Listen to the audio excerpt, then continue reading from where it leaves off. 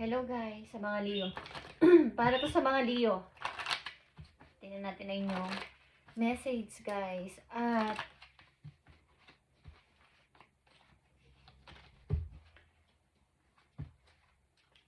kumusta na kayo guys? Pipili-pilipit. What happening? Okay, Leo. This is for you.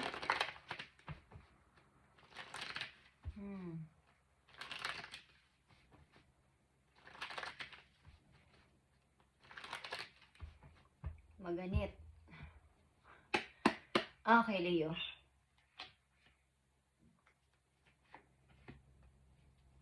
I need 3 messages dito mahalaga, guys. Someone is broken-hearted, Leo. Ikaw ba to ang yung person? Okay, tingnan natin. Ang message sa'yo ng yung person. Leo, ito man ay hiwalay na sa'yo o andyan sa buhay mo o kasama mo sa buhay mo ngayon, is titignan natin kung anong message dito at malalaman natin kung galing to sa nakaraan o nasa kasalukuyan yun na. Leo, message sa'yo ng yung person, I miss you. Okay? I miss you. So, ibig sabihin nito, malayo siya sa'yo o nagkakalayo kayo. Okay?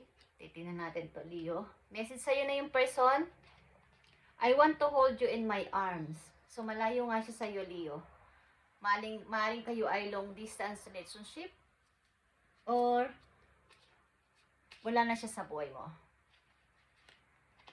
I love you to the moon and back a million times. So, maring siya ay malayo sa'yo talaga. Isa pa, I don't want to wait any longer. Please be mine.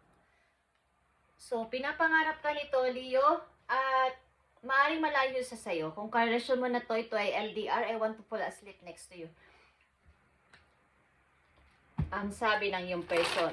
But someone dito is broken-hearted o malungkot, feeling alone. Yeah? May natapos na relasyon, Leo.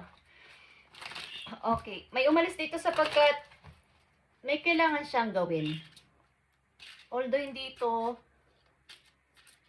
sarili niyang kagustuhan, pero kailangan gawin sapagkat maaring sa lugar nila o sa lugar ninyo ay walang oportunidad na magaganda o hindi na nagkakasundo ang paligid. At kailangan may umalis, kailangan may masaktan para dito sapagkat maaaring maghahanap ng opportunity sa ibang lugar o may nakikita. Yeah, kasal ka dito, Leo. Okay. Someone is lonely, feeling alone. Why? Someone is lonely. Why?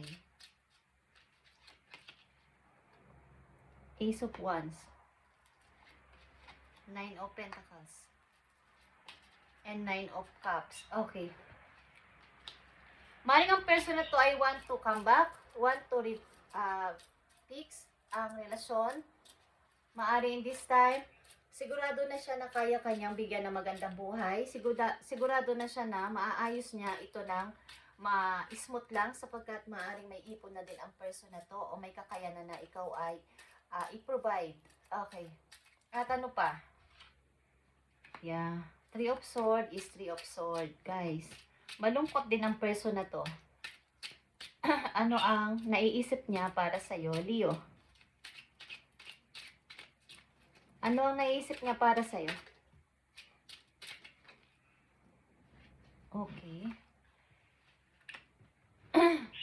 Bigyan kanya ng maayos na buhay, guys. Maaring gusto niyang i-fix ang lahat. Maaring ang tao na to ay nagpaka-busy sa work para lang makaipon ng money.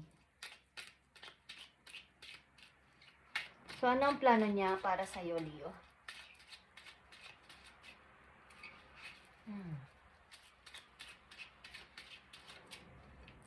Maaring sumasagi ito sa isip mo.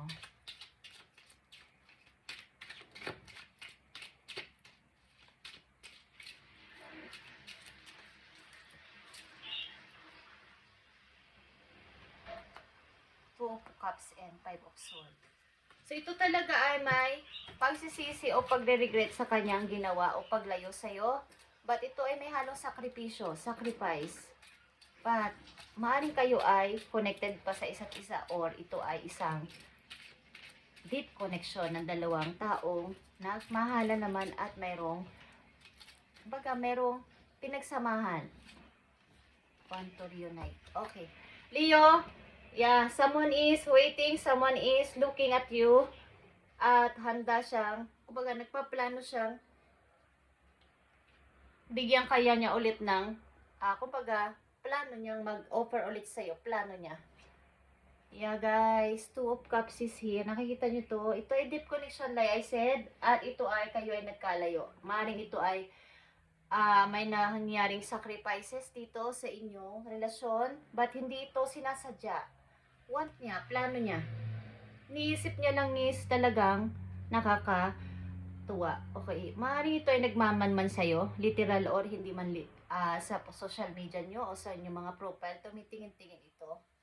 Want niyang mag-offer sa'yo ng isang bagay o ng isa ulit sa, kumbaga salita na sapagkat kayo ay mayroong malalim na pinagsamahan, guys. Malalim na pinagsamahan. Katulad na sinabi ko. I miss you. Namimiss ka ng person na to. Pagkamat siya ay nilayuan ka niya, is namimiss ka niya, Leo. Tingnan natin ang message dito. Leo. Para sa'yo at sa iyong person. Maaring ito ay wini-wish niya someday maging kanya ka ulit. Okay.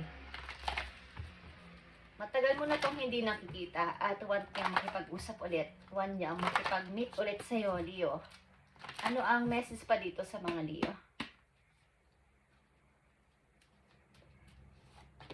Thank you.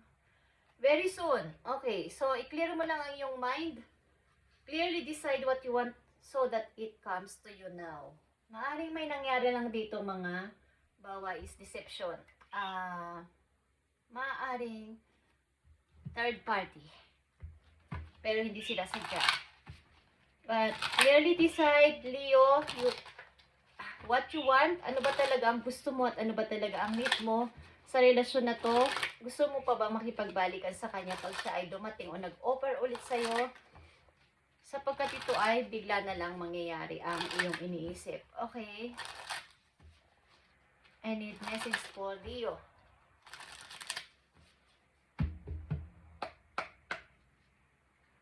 I need message for Leo. Change, transition is here.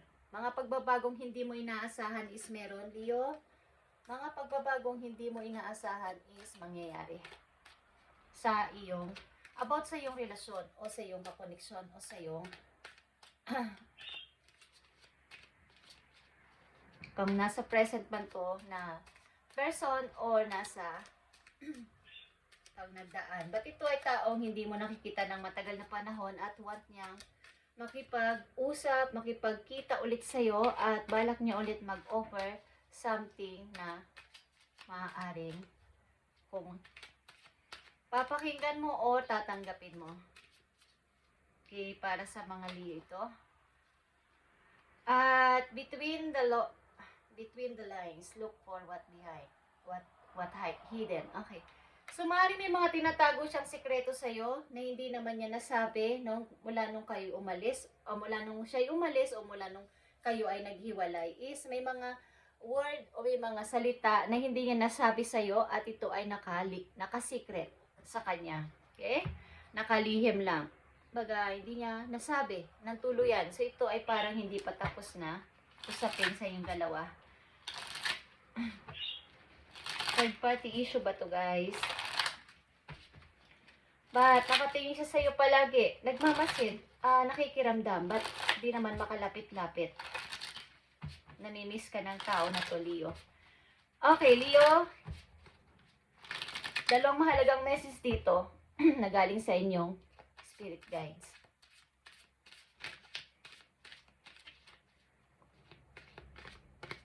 Para po sa mga Leo, I need message. This is not enough faith to manifest your desire. There is not enough faith. Okay, walang, kumbaga yung inyong dinidesire o minamanifest ay parang kulang pa rin. kung ano man tong inyong minamanifest na to, kulang pa rin sa effort, kulang pa rin sa, kumbaga sa panahon. Kailangan ito ay, kumbaga, kung kayo may gustong mangyari sa buhay at minamanifest nyo to, is talagang full. Okay? Ang inyong intention dito ay talagang clear. Na ito talaga yung gusto ko. Ito yung desire ko. So, kailangan ay dagdagan pa ng pananalig na ito ay matutupad. Ito man ay minamanifest na isang tao o inyong career o sa inyong pamilya is kailangan is napaka dami ng inyong faith.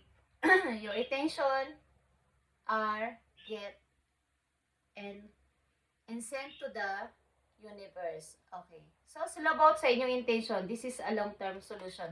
Okay. So, ito ay long-term solution na. Kaya kung kayo ay may minamanifest sa inyong kasalukuyan, para man to sa inyong money, sa inyong karelasyon, sa inyong pamilya, sa inyong mga anak, is, kailangan is, yung inyong intention ay pure. Ano ba talaga ang layunin ko sa minamanifest ko na to? Ano ba talaga ang dahilan kung bakit ko minamanifest to? Sapagkat naririnig kayo ni universe. Okay? Lalo na't kayo ay nagwi-wish tuwing kabilugan ng buwan. Okay guys, tingnan natin ang message dito. Isa pa para sa iyo, Leo.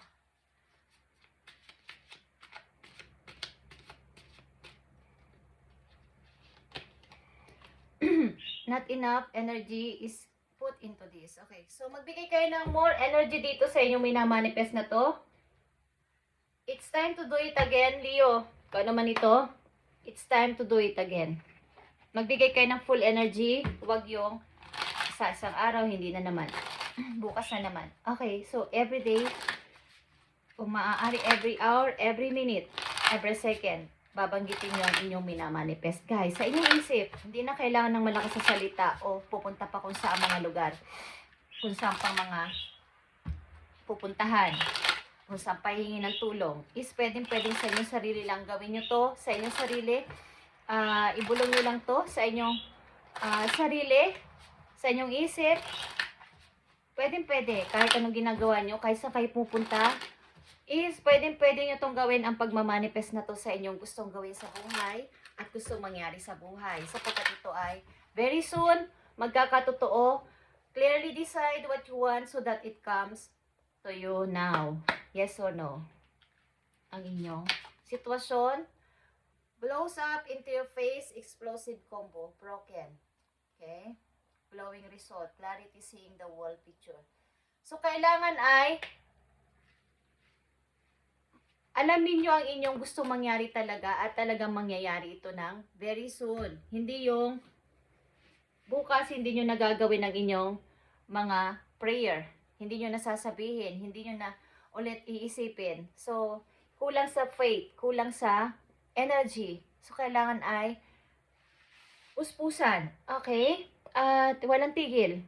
Guys, ito ay maririnig at maririnig ni universe, ni God doon sa heaven, ang inyong mga angels, sapagkat wala kayong tigil. Kumbaga ang example dito, yung paghingi natin ng tulong, paghingi natin ng pakiusap sa ating mga magulang. Kung araw-araw, maya-maya tayong makikiusap, may sasabihin sa ating mga magulang, maaalala nila yon kahit hindi na kayo magsalita. Okay?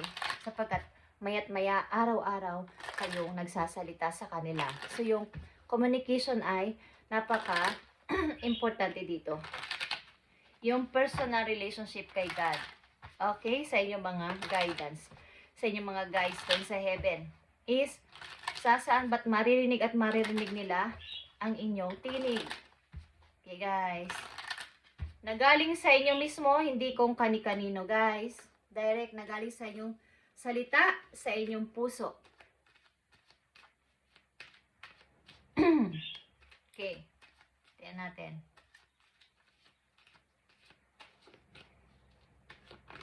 Kaya nga pag may mga nagme-message sa tao sa kanilang mga gustong kausapin, is ako na mismo ang pupunta. Ako na mismo ang magme-message sapagkat direct message is mahalaga. Kung ipapasabi, maring may dagdag o may bawas So, kailangan is kayo mismo, araw-araw, maya-maya, segundo, minuto, kahit nasang kayong lugar, gawin nyo to, minamanifest nyo na to at mangyayaring inyong dinidesire. Okay? At meron dito nakakamiss sa'yo at gusto bumalik sa iyong buhay. Kung open ka pa sa person na to is, maaaring may pagbabago nang naganap sa kanya. Resilience is one of the strongest qualities you have, Leo. Okay, kayo ay silent na tao, silence. At it has gotten you through to many trials and tribulations, the past. And it will continue to do. So lean on that inner tower of strength anytime that you need. You've got this. Okay. So, malapit ka na sa iyong hinahangad at dinidesire sa buhay. More faith pa and more full energy dito sa iyong ginagawa. Sapagkat nasa iyo ang, kumbaga, ito yung strongest qualities na meron ka na ikaw ay silent sa lahat ng bagay. Sa lahat mong pinagdaanan sa buhay, ikaw ay silent. Tahimik lang. At many trials and tribulation sa iyong past. At kaya nga, ito yung nagko-continue sa ngayon sa inyong buhay. So, ito yung napaka-strongest na, napakalakas na sandata ng isang tao, yung pagka-silent. Hindi yung madaldal, hindi yung nagsasalita ng kung ano-ano sa kanilang mga pinagdaanan sa buhay. Sa kabila ng kanilang pagiging tahimik, andun yung pagpapalakas sa sarili. Lalong lumalakas ang kanilang loob. Lalong lumalakas ang kanilang adikain sa kanilang mga nais gawin. So, ikaw ito, Leo, okay? Napaka-silent mong person sa iyo, mga pinagdaanan sa past. Kaya, andito yung hinihiling lang sa iyo ni God, ni universe na kailangan mo ng more faith at energy dito sa inyong minamanifest na to. Ano man to, guys. Okay? Thank you, Leo, and God bless.